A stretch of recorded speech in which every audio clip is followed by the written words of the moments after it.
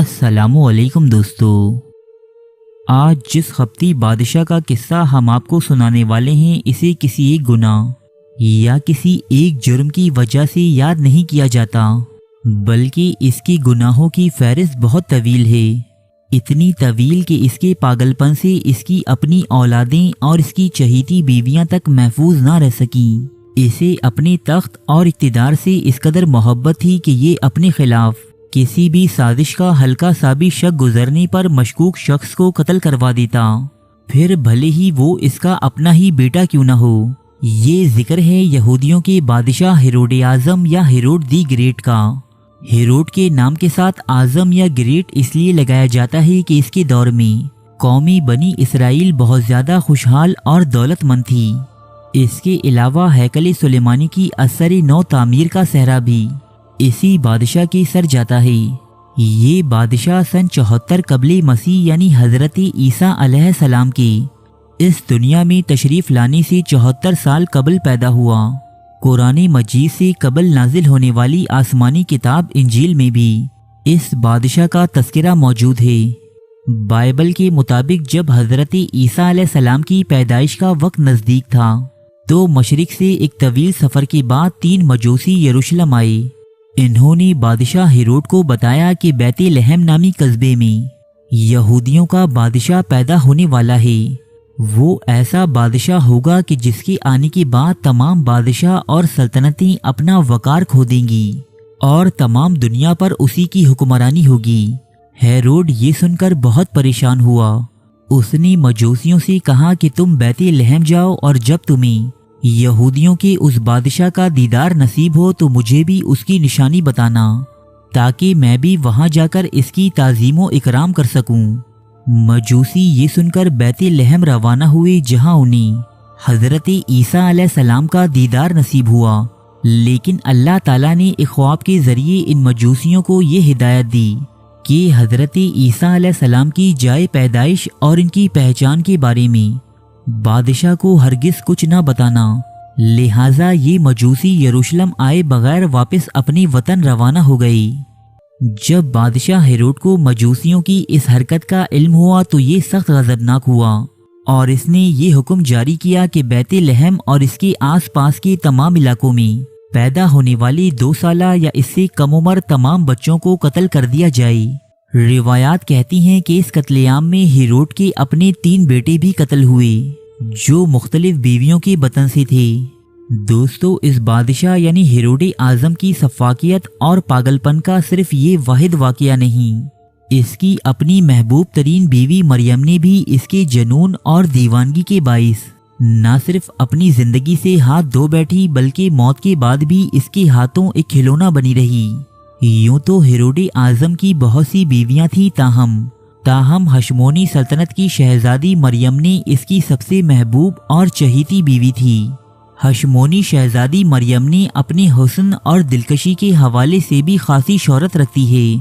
Europe کے بہت سے نامور مصورین نے اپنے فن پاروں میں اس کی خوبصورتی کو دکھانے کی کوشش کی ہے۔ ہیروڈ اپنی بیوی کے لیے اس قدر دیوانہ تھا کہ وہ اس پر کسی غیر مرد کی نظر پڑنا بھی گوارا نہیں کرتا تھا۔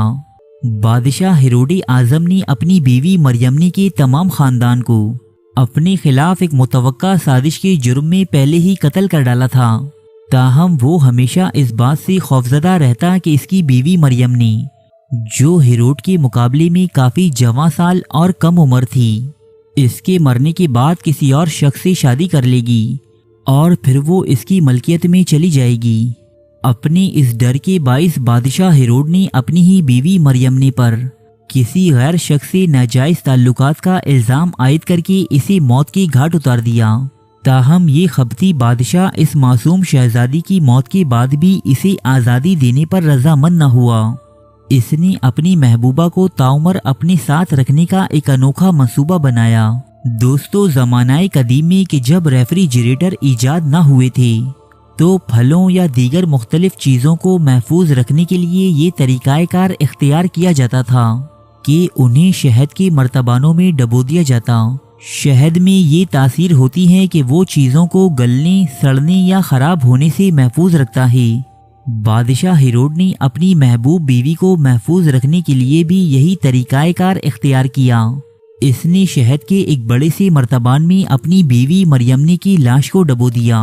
دوستو، مریمنے کی یہ لاش اگلے 7 سالوں تک شہد کے اس مرتبان میں ڈوبی رہی۔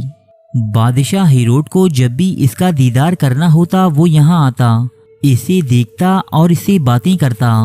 دوستو، بعض کتب میں یہ بھی درج ہے کہ ہیروڈ اعظم نے اس لاش کے ساتھ جسمانی تعلقات بھی قائم کیے، تاہم یہ بات کسی مستند حوالے سے ثابت نہیں۔ سن 7 قبل مسیح میں بادشاہ ہیروڈ اعظم نے اپنے اور مریمنے کے 2 بیٹوں الیگزینڈر اور ایرسٹوبلس کو بھی بغاوت کے جرم میں سزائے موت دے دی تھی۔ دوستو، یہ بادشاہ اپنی رعایا کے ساتھ اس قدر ظلم و بربریت سے پیش آتا تھا کہ اس کی سلطنت میں رہنے والے لوگ اسے ہیروڈ دی ایول کے نام سے پکارتے تھے۔ ہیروڈ اعظم کی زندگی جس قدر شان و شوکت اور جاہ و جلال کی مالک تھی، اس کی موت بھی اتنی ہی تکلیف دہ اور دردناک ہوئی۔ روایات کے مطابق اس کا جسم اس کی موت سے قبل ہی سڑنے اور گلنے لگا تھا۔ ہیروڈ اپنے آخری وقتوں میں اس قدر تکلیف میں مبتلا تھا کہ اس نے اپنے آپ کو ختم کرنے کی خاطر خنجر سے خودکشی کرنے کی کوشش بھی کی، لیکن اس کے درباریوں نے اس کی یہ کوشش بھی ناکام بنا دی۔ ہیروڈ اعظم کو یہ اندیشہ تھا کہ اس کی موت کے بعد لوگ اداس و غمزدہ نہیں ہوں گے، بلکہ وہ اس کے مرنے پر خوشیاں منائیں گے۔ لہٰذا ہیروڈ نے اپنی فوج کے اہم عہدیداروں کو یہ حکم دیا کہ اس کے مرنے کے بعد شہر بھر میں پھیل جائیں اور ہر خاندان کا کم سے کم ایک فرد قتل کر دیں، تاکہ اس کی موت پر ہر گھر میں نوحہ خوانی ہو۔ تاہم ہیروڈ کے مرنے کے بعد اس کے بیٹی آرکیلیس اور اس کی بہن سلومی نے ہیروڈ کی اس آخری خواہش پر عمل درآمد ہونے سے روک دیا۔ اس بادشاہ کا مقبرہ آج بھی یروشلم شہر سے 12 کلومیٹر دور جبل فریدیس پر واقع ہے۔ اس پہاڑی کو ہیروڈیم بھی کہا جاتا ہے، کیونکہ بادشاہ ہیروڈ نے اپنے مرنے سے قبل یہاں ایک محل اور ایک چھوٹا سا قصبہ تعمیر کروایا تھا۔